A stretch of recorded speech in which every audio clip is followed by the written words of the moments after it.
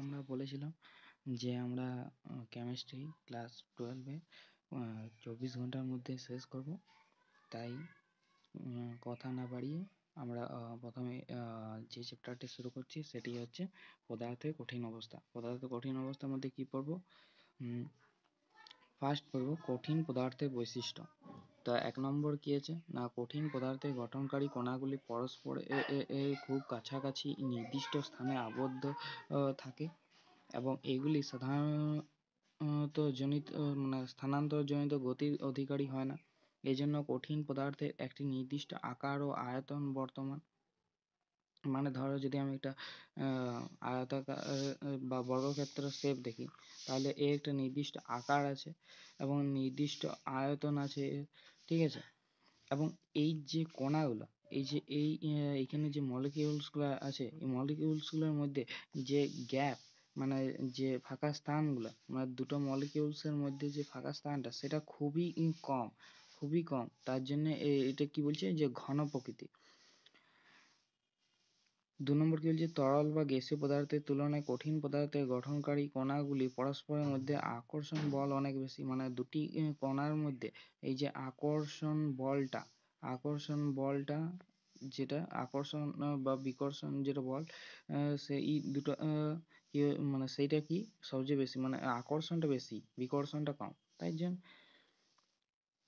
3 নম্বর কি বলছে, যেহেতু কঠিন পদার্থের গঠনকারী কণাগুলি পরস্পরের খুব কাছাকাছি ঘন সন্নিবিষ্টভাবে আবদ্ধ থাকে, তাই কণাগুলি পরস্পরের মধ্যকার ফাঁকা স্থানের পরিমাণ খুব কম হয়। এই যে বললাম একটু আগে যে দুটোর মধ্যে কণা দুটোর মধ্যে কি গ্যাপটা খুব কম, তাই এগুলো কি হয়, সাধারণত দৃঢ় প্রকৃতি এবং অসংনম্য হয়। একই কারণে কঠিনের ঘনত্ব বা তরল বা গ্যাস অপেক্ষা বেশি হয়। কঠিনের ঘনত্ব তরল বা গ্যাস অপেক্ষা বেশি হয়, মানে কঠিন গ্রেটার দেন তরল গ্রেটার দেন গ্যাস, ঠিক আছে?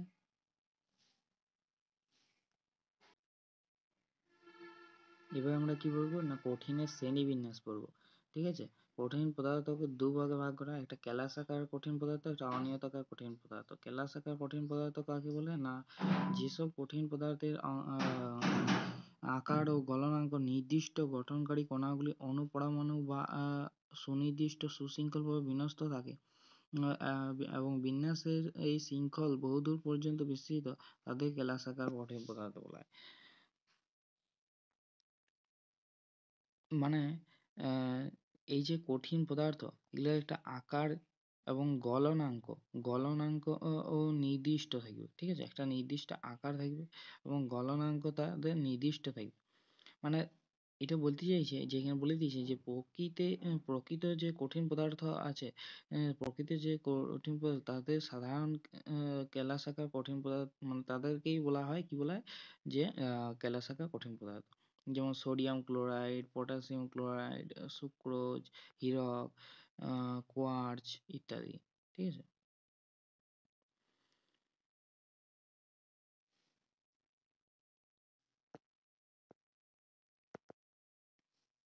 কেলাসাকার কঠিনের বৈশিষ্ট্য কি? 1 নম্বর হচ্ছে কেলাসাকার কঠিনে গঠনকারী কণাগুলি সুনির্দিষ্ট সুশৃঙ্খলভাবে বিন্যস্ত থাকে, তাই এই ধরনের কঠিনে একটি নির্দিষ্ট জ্যামিতিক আকার থাকে।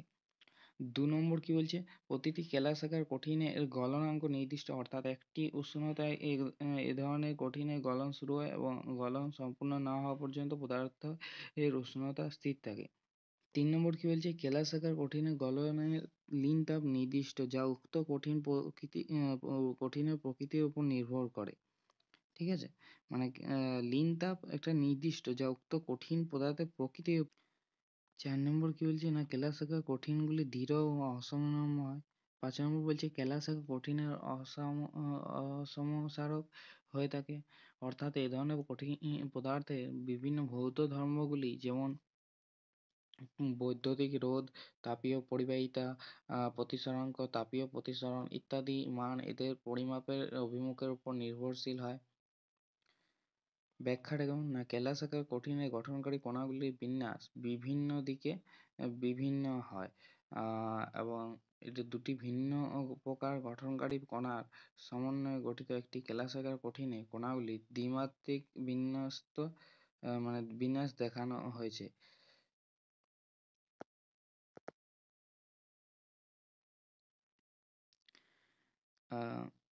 কি বলছি যে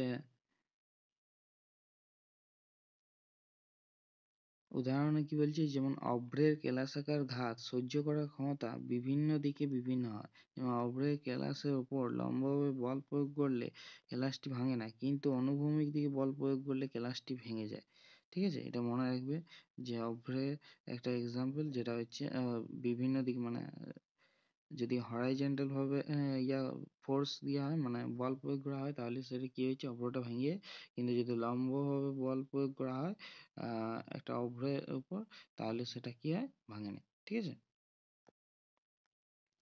দেখো এবারে কি আছে, যে একটা কেলাসাকার কঠিনে গঠনকারী কণাগুলির বিন্যাস বিভিন্ন দিকে বিভিন্ন ধরনের হয়ে থাকে। কেমন, দেখো যে এ থেকে যদি বি তে দিকে যদি আমরা কল্পনা করি, তাহলে এ থেকে বি যে এই রেখাটা, ইয়ার উভয় পাশে দেখো, উভয় পাশে কি হচ্ছে, সমান সংখ্যক কণা আছে। কিন্তু যখন সি থেকে ডি দিকে, এদিকে উভয় পাশে কি কণাগুলো কি সেম আছে, কণাগুলো সেম আছে না। তার জন্য কি বলতে পারি যে A B R CD, A B R CD কি নয়, কতগুলি বিভিন্ন ভৌত ধর্মের মান কি হয়, পারিপার্শ্বিক মাধ্যমের উপর নির্ভরশীল। ঠিক আছে, পারিপার্শ্বিক কিসের উপর, দিকের উপর নির্ভর, পারিপার্শ্বিক দিকের উপর নির্ভরশীল। ঠিক আছে,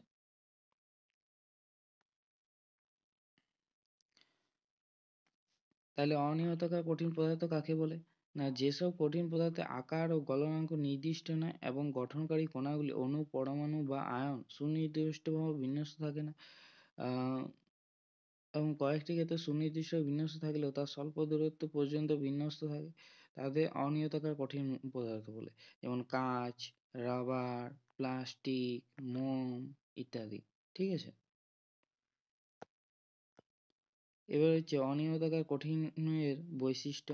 না অনিয়তাকার কঠিনের গঠনকারী কণাগুলি সুনির্দিষ্টভাবে সজ্জিত থাকে না, তাই এ ধরনের পদার্থের নির্দিষ্ট জ্যামিতিক আকার নেই। ২ নম্বরে কি বলছে, না কিছু কিছু কঠিন অনিয়তাকার পদার্থ এই গঠনকারী কণাগুলি সুশৃঙ্খলভাবে বিন্যস্ত লক্ষ্য করা গেলেও এই সুশৃঙ্খল বিন্যাস কম দূরত্ব পর্যন্ত বিস্তৃত থাকে। ৩ নম্বর হচ্ছে অনিয়তাকার কঠিনগুলি গলনাঙ্ক নির্দিষ্ট নয়, উষ্ণতার একটি বিস্তৃত সীমার মধ্যে এগুলির গলন ঘটে থাকে, অর্থাৎ একটি উষ্ণতা এদের গলন শুরু হয় এবং অপর একটি উষ্ণতায় এদের গলন শেষ হয়। ৪ নম্বর হচ্ছে অনিয়তাকার পদার্থগুলি সমসারক হয়ে থাকে, অর্থাৎ এদের বিভিন্ন ভৌত ধর্মগুলি বৈদ্যুতিক রোধ, তাপীয় পরিবাহিতা, প্রতিসরাঙ্ক মান পরিমাপনের দিকের ওপর নির্ভর করে না। তারপর হচ্ছে ৫ নম্বর হচ্ছে অনিয়তাকার পদার্থ কিছুটা দৃঢ় ও সংনম্য হয়ে থাকে। ৬ নম্বর হচ্ছে অনিয়তাকার পদার্থের সঙ্গে তরল পদার্থের ধর্মে অনেক সাদৃশ্য লক্ষ্য করা যায়। এই জন্য এই ধরনের পদার্থকে অনেক সময় অতি শীতলীকৃত সান্দ্র তরল পদার্থ সান্দ্র তরল বলা হয়। প্রকৃতপক্ষে অনেক অনিয়তাকার পদার্থ যেমন কাঁচ আছে যারা তরলের মতো প্রবাহমানতা ধর্ম প্রদর্শন করে। উদাহরণ যেমন বহু পুরাতন বাড়ি জানালার সার্সিগুলি লক্ষ্য করলে দেখা যায়, বহু পুরাতন জানালার সার্সিতে এই অনিয়তাকার কঠিন পদার্থ দেখা যায়। নিচের দিকে ওপরের দিকে তুলনায় অনেক বেশি ঘন বা পুরু হয়, নিচের দিক উপরের দিকের তুলনায় অনেক বেশি ঘন বা পুরু হয়। মাধ্যাকর্ষণ বলের প্রভাবে কাচের প্রবণতার জন্য এরূপ ঘটে থাকে, নিচ দিকে নামিয়ে যায়। ঠিক আছে, কেলাসাকার ও অনিয়তাকার কঠিনের মধ্যে পার্থক্য। ধর্ম, কেলাসাকার কঠিন, অনিয়তাকার কঠিন। তো গঠনকারী কণার বিন্যাস, জ্যামিতিক আকার, গলনাঙ্ক, গলনের লিনটাও, সংনম্যতা, অসমসারক প্রকৃতি। ঠিক আছে, কেলাস আকার কঠিনগুলি কি হচ্ছে গঠনকারী বিন্যাস কেমন না কণাগুলি বিন্যাস কেমন কণাগুলি বিন্যাস সুষম ও সুশৃঙ্খল মানে এই শৃঙ্খল বহুদূর পর্যন্ত বিস্তৃত, কিন্তু অনিয়তাকার ক্ষেত্রে বিন্যাস সুষম ও সুশৃঙ্খল নয়, তাই যে বহুদূর পর্যন্ত বিস্তৃত নয়, কম দূরত্ব পর্যন্ত বিস্তৃত। জ্যামিতিক আকার কেমন না নির্দিষ্ট জ্যামিতিক আকারের হয়ে থাকে, কিন্তু এর কোনো আকার নেই। গলনাঙ্ক কেমন না এদের গলনাঙ্ক নির্দিষ্ট, কিন্তু এর কোনো গলনাঙ্ক নির্দিষ্ট নয়। এদের গলনের লিনতাপ কেলাসাকার কঠিন পদার্থে না এদের গলনের লিনতাপ নির্দিষ্ট, অনিয়তাকার পদার্থের ক্ষেত্রে গলনের লিনতাপ নির্দিষ্ট নয়। সংনম্যতা কেলাসাকার কঠিন পদার্থে সাধারণত অসংনম্য, আর অনিয়তাকার কঠিন পদার্থে কিছুটা সংনম্য। অসম সারক হচ্ছে এগুলি অসম সারক প্রকৃতি হয় কেলাসাকার কঠিন পদার্থ, এবং অনিয়তাকার কঠিন পদার্থ এগুলি সমসারক প্রকৃতি হয়। প্রকৃতি কেমন না কেলাসাকার কঠিন এইরূপ পদার্থকে প্রকৃত কঠিন রূপে বিবেচনা করা হয়, আর অনিয়তাকার কঠিন পদার্থ এইরূপ পদার্থকে অতি শীতলীকৃত সান্দ্র তরল বলে। কেলাস ও অনিয়তাকার কঠিন পদার্থ সংক্রান্ত কয়েকটি বিষয়, যেমন প্রকৃতিতে প্রাপ্ত অনেক কঠিন পদার্থ যেগুলি সাধারণত পাউডার বা অসংখ্য ক্ষুদ্র ক্ষুদ্র কণা পুঞ্জীভূত অবস্থায় পাওয়া যায়। আপাতভাবে অনিয়তাকার বলে মনে হলেও এগুলি প্রকৃতপক্ষে বহু কেলাসাকার বা পলিক্রিস্টালাইন। তাহলে পাউডারের একটা উদাহরণ হচ্ছে পাউডার একটা কিসের উদাহরণ না পলিক্রিস্টালাইনের উদাহরণ, পলিক্রিস্টালাইন পদার্থ। অর্থাৎ এই ধরনের পদার্থগুলি অসংখ্য ক্ষুদ্র ক্ষুদ্র কেলাসের সমন্বয়ে গঠিত, তাই এই ক্ষুদ্র ক্ষুদ্র কেলাসগুলো বহু কেলাসের পদার্থের মধ্যে এলোমেলোভাবে বিন্যস্ত থাকে। যেমন কোনো কেলাসাকার পদার্থ যে ক্ষুদ্র ক্ষুদ্র কেলাসের সমন্বয়ে গঠিত তাদেরকে ক্রিস্টালাইট বলে। মানে কোনো বহু মানে পলিক্রিস্টালাইন পদার্থ যে ছোট ছোট ছোট ছোট অংশ নিয়ে গঠিত সেইগুলোকে বলে ক্রিস্টালাইট। ঠিক আছে। ২ নম্বর কি বলছে যে কোনো কেলাসাকার কঠিন পদার্থকে গলানোর পর যদি দ্রুত ঠান্ডা করা হয় তবে পদার্থটি অনিয়তাকার কঠিন আকারে পরিণত হয়। মানে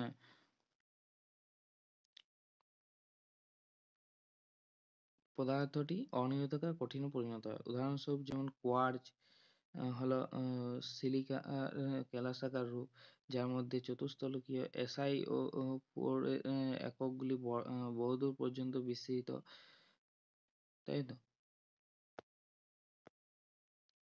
সুনির্দিষ্ট পর্যায়ক্রমিক বিন্যাসে আবদ্ধ থাকে, কিন্তু কোয়ার্জকে গলানোর পর দ্রুত ঠান্ডা করলে কোয়ার্জে উপস্থিত SiO4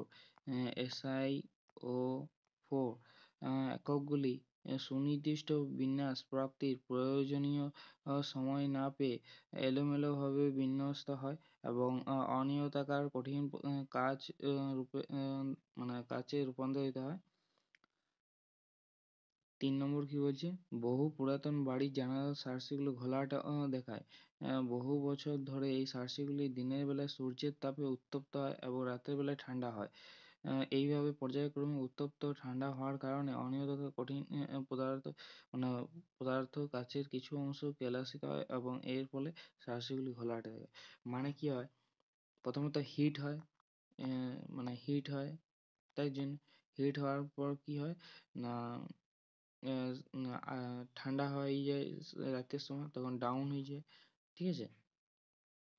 তার জন্য আজকাল যে এই পরিবর্তনের ফলে কি হয় অনিয়তাকার পদার্থে পরিণত হয়, জন্যে সেটা কি হয় ঘোলাটে দেখায়।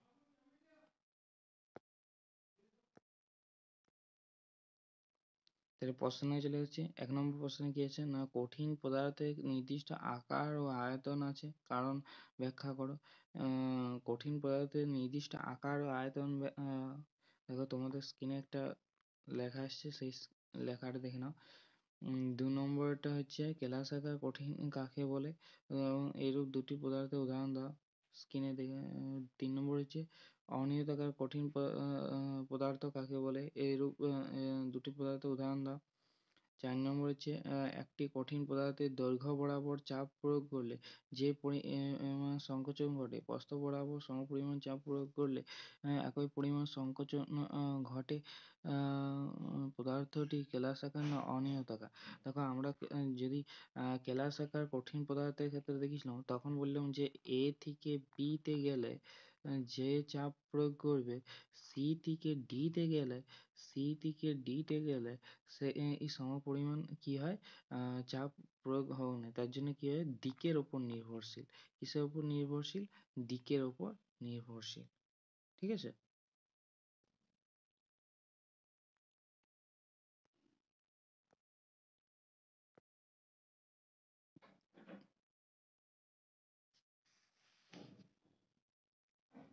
নেক্সট হচ্ছে কাঁচকে অতি শীতলীকৃত সান্দ্র তরল বলা হয় কেন? 6 নম্বর হচ্ছে ক্রিস্টালাইট কি?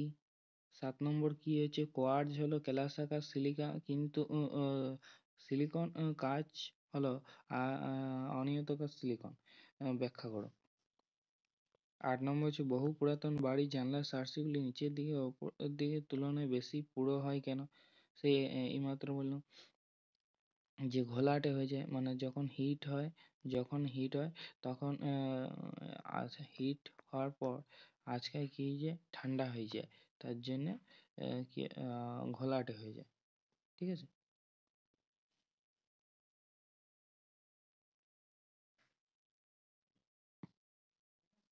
এবার আমরা কেলাসাকার কঠিনের শ্রেণীবিন্যাস পড়ব। কেলাসাকার কঠিনের গঠনকারী কণাগুলি অণু, পরমাণু বা আয়ন হতে পারে। আবার কণাগুলি যে আকর্ষণ বলের মাধ্যমে কঠিনে আবদ্ধ থাকে তার প্রকৃতিও বিভিন্ন। গঠনকারী কণা ও কণাগুলি পরস্পরের মধ্যকার আকর্ষণ বলের প্রকৃতির উপর ভিত্তি করে কেলাসাকার কঠিনগুলি 4 প্রকার। ঠিক আছে। এক হচ্ছে আণবিক কেলাসাকার, 2 হচ্ছে আয়নীয় কেলাসাকার, 3 হচ্ছে সমযোজী কেলাসাকার, আর ধাতব কেলাসাকার। ঠিক আছে। এবারে আণবিক যে কেলাসাকার আছে, এটা অধ্রুবীয় আছে, মানে নন পোলার, ধ্রুবীয়, পোলার আর হাইড্রোজেন বন্ধনযুক্ত। এগুলো কিন্তু ইম্পর্টেন্ট, এই ধ্রুবীয়, অধ্রুবীয়, এই যে হাইড্রোজেন বন্ধনযুক্ত, এগুলো কি হচ্ছে প্রচন্ড ইম্পর্টেন্ট একটা টপিক আছে, মানে এগুলো ডিটেলস। ঠিক আছে। তো ফার্স্ট আমরা আণবিক কেলাসাকার কঠিন পদার্থে যাব। তাই এই ধরনের কেলাসাকার কঠিনের গঠনকারী কণাগুলি হলো অণু বা পরমাণু। এগুলি আবার 3 প্রকার হয়, যেমন অধ্রুবীয় আণবিক কেলাসাকার কঠিন।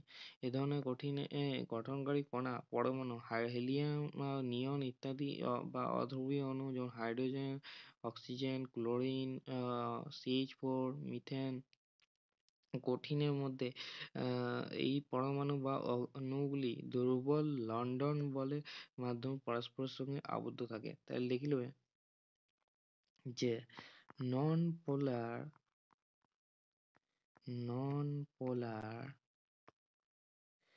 কণাগুলি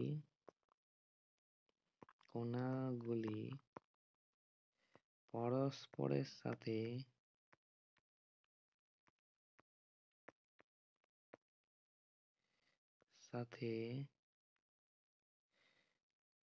লন্ডন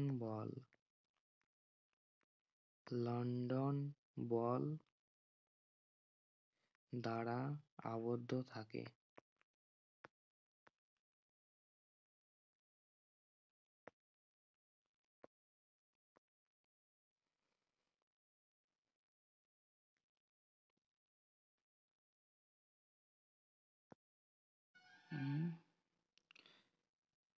কঠিন হিলিয়াম বা নিয়ন, কঠিন হাইড্রোজেন, কঠিন অক্সিজেন, কঠিন মিথেন ইত্যাদি,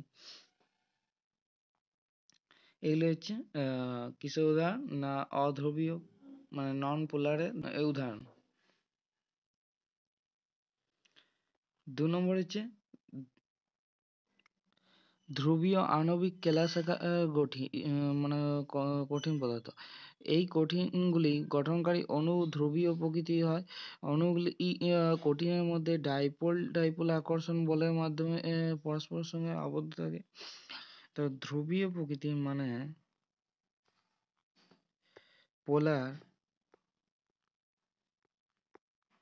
তো কি বন্ড নিয়ে গঠন করে না ডাইপোল ডাইপোল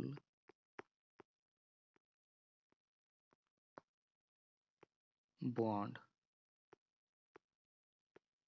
ডাইপোল বন্ড নিয়ে গঠিত, যেমন কঠিন SO2, কঠিন NH3 ইত্যাদি।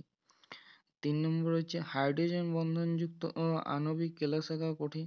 এই ধরনের কঠিনে গঠনকারী অণুগুলি ধ্রুবীয় প্রকৃতি এবং এগুলি কঠিনের মধ্যে হাইড্রোজেন বন্ধনের মাধ্যমে পরস্পরের সঙ্গে যুক্ত থাকে।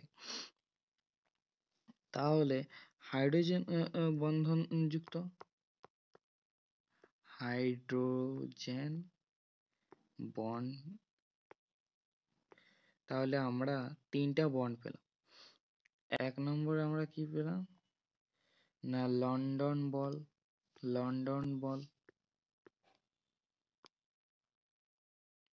2 নম্বরে আমরা কি পেলাম না ডাইপোল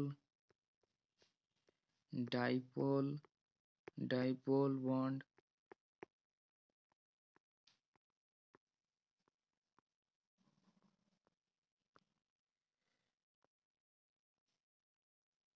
3 নম্বরে কি পেলাম হাইড্রোজেন বন্ড।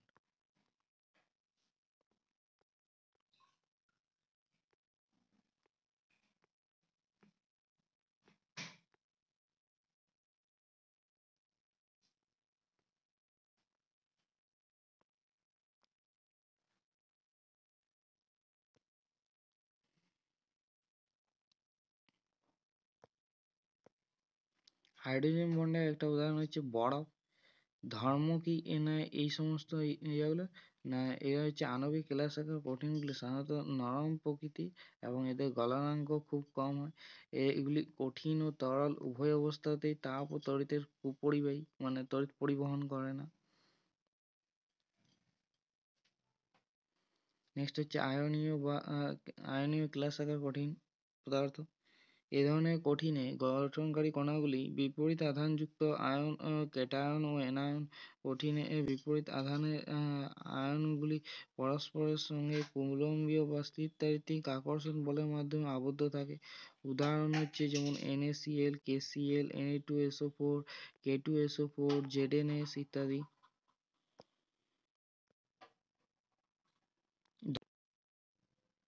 ধর্ম কি না এগুলি শক্ত ভঙ্গুর প্রকৃতি, এদের গলনের লিন তাপ উচ্চমানের।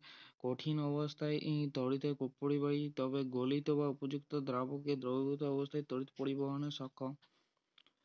তারপর হচ্ছে সমযোজী বা নেটওয়ার্ক কেলাসেকা কঠিন পদার্থ।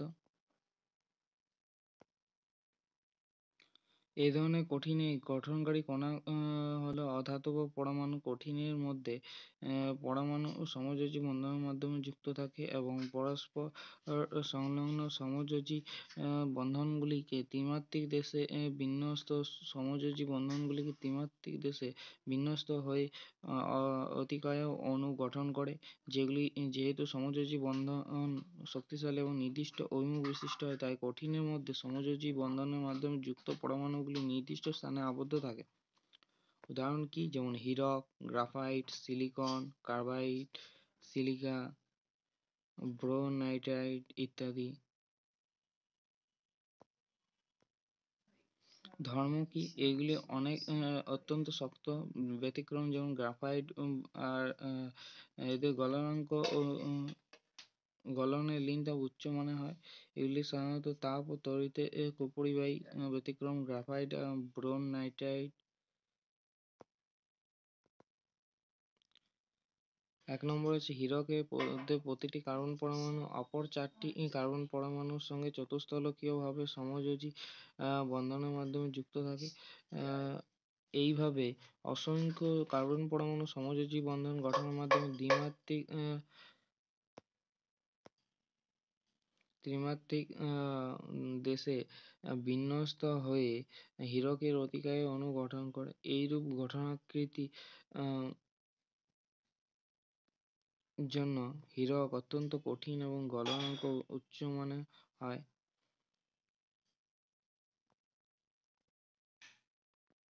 2 নম্বর হচ্ছে গ্রাফাইটে কার্বন পরমাণুগুলি পরস্পরের সঙ্গে সমযোজী বন্ধন গঠনের মাধ্যমে ষড়ভুজাকার সমতলীয় স্তর গঠন করে।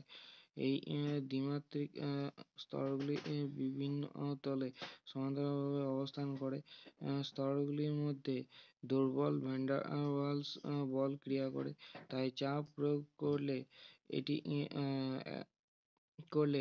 একটি স্তর অপর স্তরের উপর দিয়ে সহজে পিছলে যায়। এই জন্য গ্রাফাইট নরম ও পিচ্ছিল। গ্রাফাইটের প্রতিটি কার্বন পরমাণু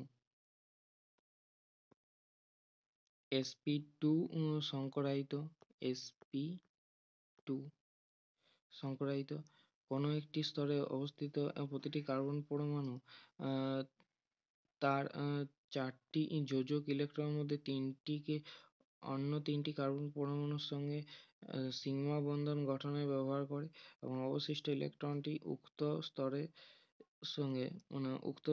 সঙ্গে উল্লম্ব অবস্থানে থাকে, 2p কক্ষকে অবস্থান করে। এই 2p কক্ষটি পার্শ্ববর্তী 3টি কার্বন পরমাণুর মধ্যে যে কোনো একটি অনুরূপ কক্ষকের সঙ্গে পাই বন্ধন গঠন করে। এই বন্ধনের ইলেকট্রনগুলি সঞ্চারণশীল হওয়ায় গ্রাফাইট তাপ ও তড়িতের পরিবাহী। এইখানটা একটু ভালো যেমন গ্রাফাইটের প্রতিটি কার্বন পরমাণু sp2 সংকরায়িত। কি সংকরায়িত? sp2। কোনো একটি স্তরে প্রতিটি কার্বন পরমাণু তার 4টি যোজক ইলেকট্রনের মধ্যে 3টিকে অন্য 3টি কার্বন পরমাণুর সাথে সিগমা বন্ধন গঠনে ব্যবহার করে এবং অবশিষ্ট ইলেকট্রনটি যেটা 4টার মধ্যে 3টা কি হয়েছে কার্বন পরমাণুর সাথে বন্ড গঠন করেছে, ঠিক আছে।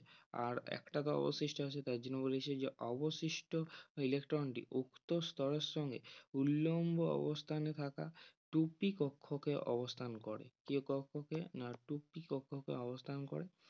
এই 2p কক্ষকটি পার্শ্ববর্তী 3টি কার্বন পরমাণুর মধ্যে যে কোনো একটি অনুরূপে কক্ষকের সঙ্গে পাই বন্ধন গঠন করে। এই যে একটা ইলেকট্রন ছিল সেইটা কি করে গঠন করেছে? না 2p কক্ষকের সাথে গঠন করেছে। এই 2p কক্ষকটা আবার কিসে? না পার্শ্ববর্তী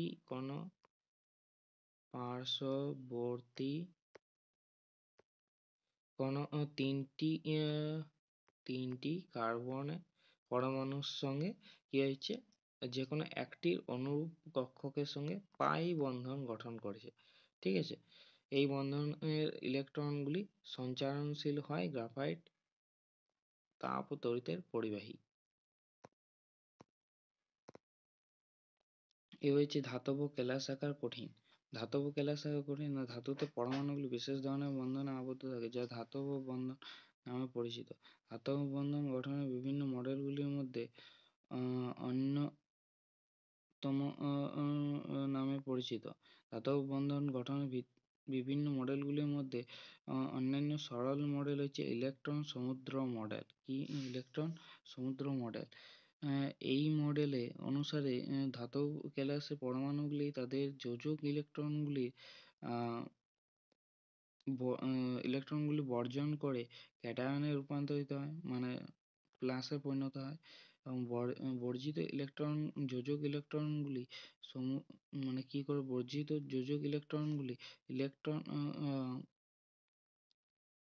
ইলেকট্রন সমুদ্র গঠন করে। কি গঠন করে? ইলেকট্রন সমুদ্র এই যে প্লাস হচ্ছে ধনাত্মক হচ্ছে, কিন্তু একটা যে ইলেকট্রন ছাড়ে দিচ্ছে সেই এরকম ইলেকট্রনগুলো একাধিক হয়ে কি হচ্ছে? একটা সমুদ্র গঠন করছে। কি গঠন করছে? একটা সমুদ্র গঠন করছে। তাই একে কি বলে? ইলেকট্রন সমুদ্র মডেল। ইলেকট্রন এর এই সমুদ্রে ক্যাটায়নগুলি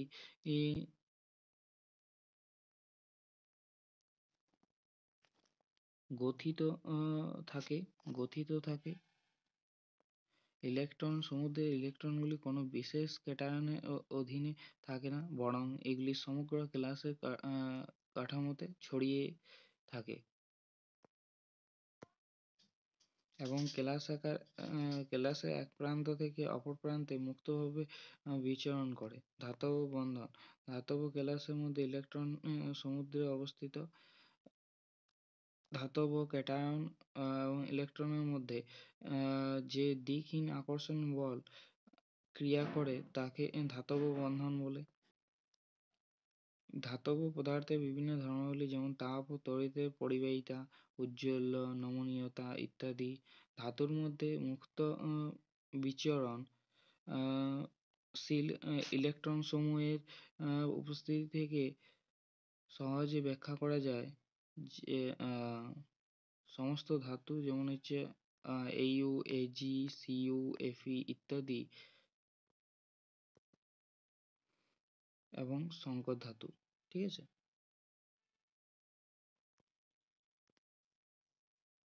এবার হচ্ছে বিভিন্ন কেলাসের কঠিনের সংক্ষিপ্তসার। তা এক হচ্ছে কেলাসের কঠিন গঠনকারী কণাগুলির মধ্যে ক্রিয়াশীল আকর্ষণ বল, কেলাসের কঠিন ধর্ম উদাহরণ। এক নম্বর কি হচ্ছে আণবিক কেলাসের কঠিন, আয়নীয় কেলাসের কঠিন আর সমযোজী কেলাসের কঠিন। তা আণবিক কেলাসের কঠিনের ক্ষেত্রে গঠনকারী কণা হচ্ছে অণু বা পরমাণু। কি কি বল থাকে না, লন্ডন বল, ডাইপোল ডাইপোল বল আর হাইড্রোজেন বন্ধন। না কেলাসের কঠিনের ধর্ম কি না নরম হয়, নিম্ন গলনাঙ্ক, গলন তাপ বিশিষ্ট, তাপ ও তড়িতের কুপরিবাহী। তারপরে উদাহরণ হচ্ছে hydrogen, nitrogen, chlorine, iodine, sulphur, CO2, H2 মানে কার্বন ডাইঅক্সাইড, জল, হিলিয়াম ইত্যাদি। তারপর হচ্ছে 2 নম্বর হচ্ছে আয়নীয় কেলাসের কঠিন। যেমন এটা হচ্ছে গঠনকারী কণা হচ্ছে ধনাত্মক ও ঋণাত্মক আয়ন, স্থিরতাত্ত্বিক আকর্ষণ বল, শক্ত ভঙ্গুর, উচ্চ গলনাঙ্ক, গলন তাপ বিশিষ্ট, কঠিন অবস্থায় তড়িতের কুপরিবাহী, গলিত বা উপযুক্ত অবকে দ্রবীভূত অবস্থায় উত্তম পরিবাহী, NaCl, KCl, Na2 ইত্যাদি। Na2 সরি ওটা Na2SO4 হবে, Na2SO4 আর এখানে যে এটা সালফার বলেছিলাম এটা SO2 হবে। ঠিক আছে। একই বা ভিন্ন ধরনের অধাতব পরমাণু, সমযোজী বন্ধন, অতি শক্ত, উচ্চ গলনাঙ্ক, গলন তাপ বিশিষ্ট, কয়েকটি ব্যতিক্রম ছাড়া তাপ তড়িতের কুপরিবাহী, হীরক, গ্রাফাইট, সিলিকন,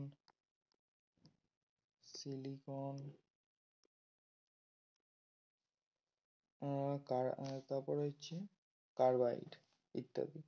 কার্বাইড